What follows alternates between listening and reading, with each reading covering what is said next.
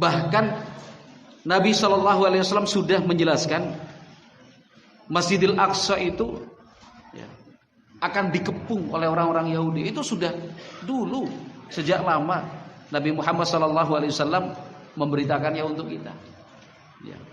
Nabi SAW di dalam hadis An-Nawas bin Sum'an radhiyallahu anhu, beliau yang bercerita tentang Dajjal yang akan muncul di akhir zaman, yang akan muncul di akhir zaman. Dajjal yang diikuti oleh orang-orang Yahudi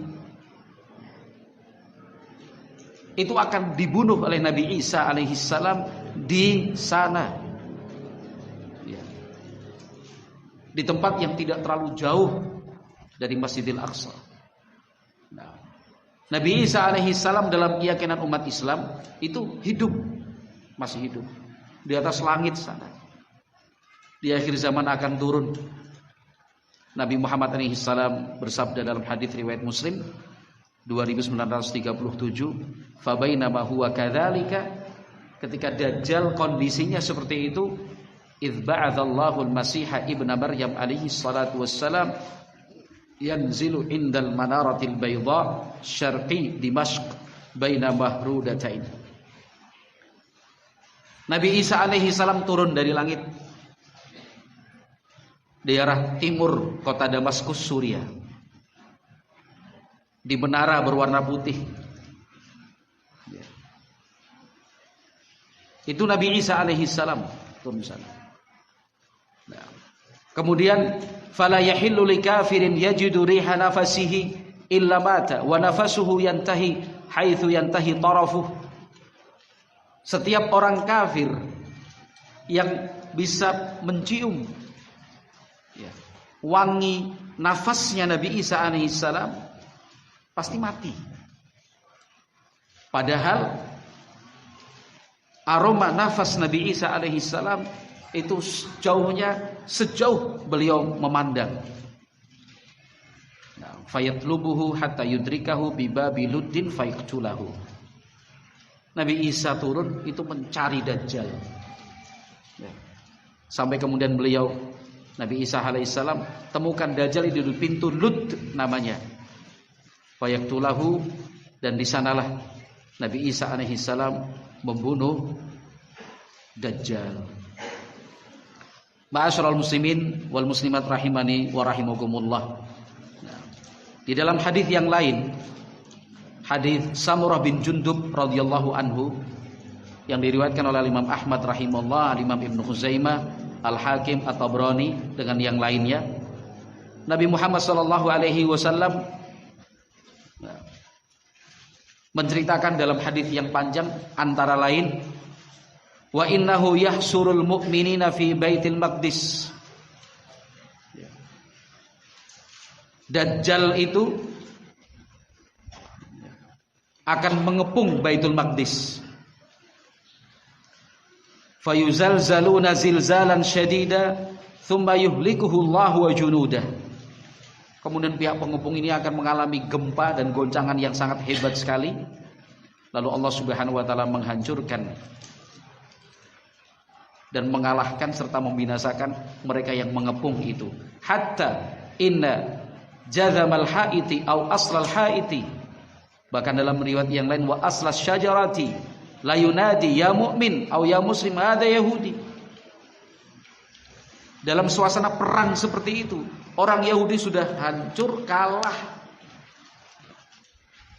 Setiap dinding bisa berbicara, batu bisa berbicara, pohon bisa berbicara. Semuanya mengatakan ya mukmin au ya muslim ada Yahudi. Muslim, orang beriman, nih di belakang saya orang Yahudi sembunyi. Nah, faktulhu, bunuh dia. Nah, itu kondisi akhir zaman, sehingga kita nggak usah takut dan khawatir. Wah, nanti kalau Masjidil Aqsa dikuasai Yahudi seperti yang nggak mungkin, nggak bisa. Ya. Jangankan Yahudi, Dajjal saja, pimpinannya kaum Yahudi, nggak bisa masuk ke sana. Ya. Karena Masjidil Aqsa dan Baitul Maqdis itu dijaga oleh para malaikat-malaikat Allah Subhanahu wa taala.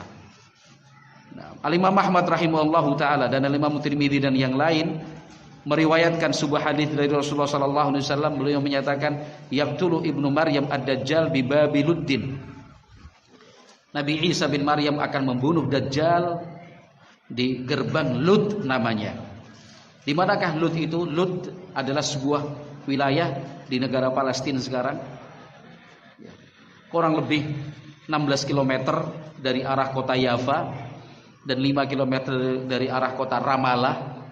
Ya, kita biasa nyebut Ramallah. Ya. 26 km dari arah Baitul Maqdis. Dan Rasulullah sallallahu alaihi wasallam sudah menjelaskan untuk kita di dalam sebuah hadis yang diriwayatkan oleh Imam Abu Dawud rahimahullah dan yang lainnya, Imam Ahmad, Ibnu Abi Syaibah dan lainnya. Kata Nabi sallallahu alaihi wasallam dalam hadis Aisyah, suatu saat dakhala alayya Rasulullah sallallahu alaihi wasallam wa ana abki. Rasulullah masuk ke rumah, saya menangis, kata Aisyah. Faqala li ma yubkiki. Nabi Muhammad kemudian bertanya, kok kamu nangis? Faqultu ya Rasulullah, dzakartu Dajjal fabakaitu. Wahai Rasulullah, saya kok teringat tentang Dajjal, makanya saya menangis. Faqala Rasulullah sallallahu alaihi wasallam, Rasulullah sallallahu alaihi wasallam kemudian in yakhrujid Dajjal wa ana hayyun kafaitukumuhu. Andaikan Dajjal itu muncul, saya masih hidup, cukup saya untuk kalian. Wa in yakhruj ba'di fa inna rabbakum huwa azza wa jalla laisa bi'awar. Tapi kalau Dajjal itu muncul sepeninggalku nanti, sungguh Rabb kalian yaitu Allah Subhanahu wa taala tidak buta sebelah mata. Karena Dajjal itu buta mata sebelah. Kata Nabi sallallahu alaihi wasallam selanjutnya, innahu yakhruju fi yahudiyyati Asbahan hatta ya'til Madinah. Dajjal itu akan muncul di akhir zaman diiringi orang-orang Yahudi dari daerah Asbahan yang sekarang ada di kota, yang sekarang ada di negara Iran. Asbahan. Ya. Karena orang-orang Yahudi di Asbahan sekarang pun sudah banyak.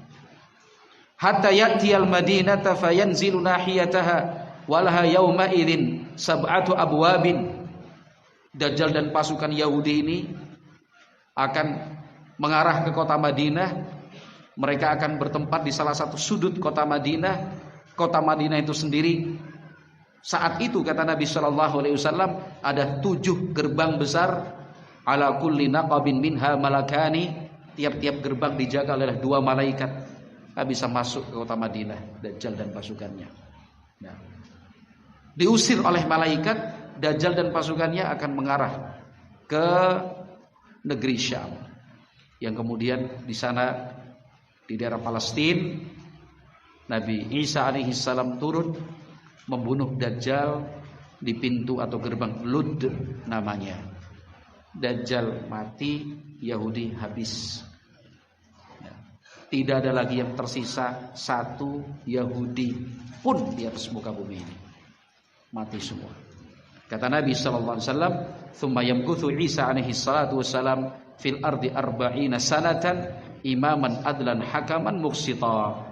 Setelah itu selama 40 tahun lamanya Nabi Isa alaihi salam akan memimpin kaum muslimin di seluruh dunia sebagai imam yang adil, pemutus yang bijak alaihi salatu wassalam.